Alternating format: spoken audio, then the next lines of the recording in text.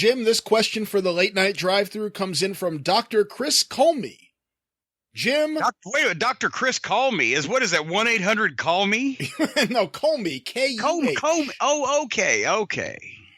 Jim, Cowboy Bob Orton has, in my estimation, the worst ring attire in wrestling, wearing a leather vest with fringe to the ring. Who, in your opinion, wore the best and worst gear to the ring? On one hand, the Road Warrior's spike shoulder pads and Piper's kilt were pretty iconic. On the other, Orton's leather vest and jobbers wearing t-shirts to the ring stand out. I also felt guys like Greg the Hammer Valentine and Larry Zbyszko could have done more to spruce up their image. What do you say? Well, who is this fucking guy? Mr. Blackwell?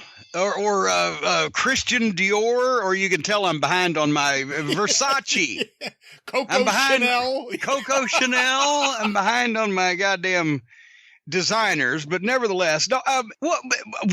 Bob Orton, he had a cowboy hat and a cowboy vest, and sometimes cowboy boots. I mean, what the fuck more do you want from a cowboy? I don't know what the problem is. And, I hesitate because once again, people go, "Oh my God, now he's against goddamn air conditioning or anything modern," and I'm not. Believe me.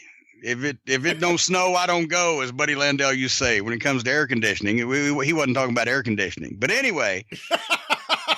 The fucking thing is, not everybody needs to look so fucking. Wrestling has always been about opulent costumes to some extent and pageantry and etc. But I think we crossed the line from what an elegant, well-heeled, fucking rich athlete would wear to the ring to basically goddamn, Harlem Globetrotters, not even the Harlem Globetrotters, more like Barnum and Bailey. Everybody doesn't need to have opulent attire. Sometimes it fit guys stone cold with a fucking black vest, black boots, black tights. Of course, then everybody started wearing black. But some of the worst wrestling attire. I mean, Vader, not necessarily for how it looked, but how it smelled. You got that going for you. Oh God.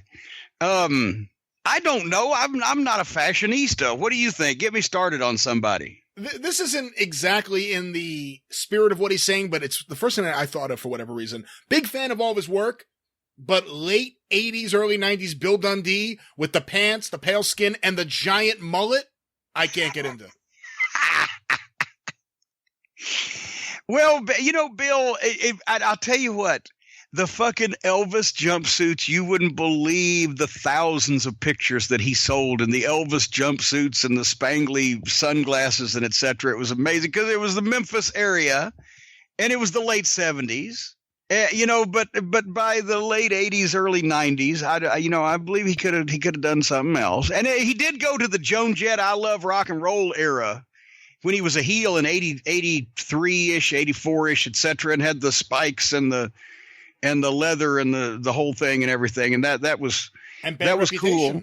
And bad reputation. I don't care a damn about my reputation, blah, blah. So, he looked like he was on the board of directors of a massage parlor with that. No, I just soup, the superstar. I love you, Bill. If you're out there somewhere. I guarantee you if Bill Dundee is not hooked up to a fucking machine somewhere and unable to fucking move a muscle, he is not listening to me talk about wrestling on the internet. I just know that about Bill. Well, it goes back to the question, best and worst gear. I guess let's try to confine this to a pre-2001 period of time. He brought up Greg the Hammer Valentine. I actually thought Greg Valentine didn't have any issues with that. He had the big robe and then, just the simple. Yeah. Simple well, and he and Flair used to get both get their robes made by Miss Olivia. Tu's wife. So, and those things, they had a contest. Flair would always have contests with everybody about anything that he could buy or have created or whatever. But some of those robes got up $6-7 a piece. And that was 35 years ago. Who had the worst gear? I mean, it's hard to really think.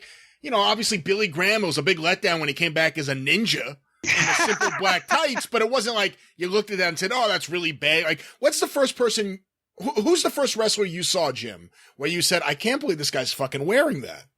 Oh, God. Or how about Big Bad John as the bicentennial baby? I was going to go in a different direction, but yeah, Big Bad John, he had for years, he'd had the long black tights or black motorcycle pants and a black, kind of not singlet, but the 2-strap top, because he had the big belly and he had the long black beard and the fucking, not World War II, but World War I, like Iron Cross German motorcycle helmet. And he looked like a badass. And then all of a sudden, when he's a babyface, the bicentennial baby, he's still got the fucking 2-strap over, but it's red, white, and blue with the fucking stripes going sideways. So his belly looked enormous. And he had to be 330 or 340 at that point. And the red, white, and blue fucking shoes and the goddamn Uncle Sam top hat. He even took pictures holding puppies. It was goddamn, but it was great. He was the highlight of every goddamn television show. You didn't want to see him wrestle.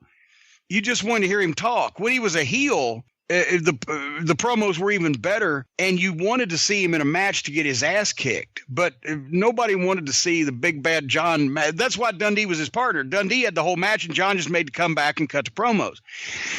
But that was when the bicentennial baby Big Bad John came, he could fucking call thunder down from the heavens verbally on his fucking promos. Similar to that outfit, I recently talked about this with Mike Mills, actually, in terms of my opinion for worst gear. And I don't know what he could have worn other than that, but Bob Roop. Every time I see Bob Roop, I'm like, this is what they came up with for this great wrestler. He's wearing, again, red, white, and blue, awkward pattern of stripes. Just, sometimes loose fitting. What is that? He wore it for a while too. And that, do you remember in the cartoons, the character Droopy? Obviously. Yeah, of course. Droopy Dog. That's what we used to, me and Bob Eaton and Dennis Condrey nickname him. We like Bob Roop. I have never had a crossword with him, but we nicknamed him Droopy Roop because when we first got to Atlanta in '85, if we were on tour, we get up in the morning and go to the car or the hotel, whatever the case may be. If Bob was there or seeing him coming in the building, and just, hello, boys. Good morning, boys. He's just so low key and just had that just kind of a voice and a look like that. Just hello. Oh, Christ. All right. I don't know if we answered any of this. But, I don't have a fucking clue. No, I really don't. Thank you, Mr. Blackwell. Thank you, Coco Chanel. And Coco Chanel and Coco Ware used to be a tag team, but one switched heel on the other. Can't remember who.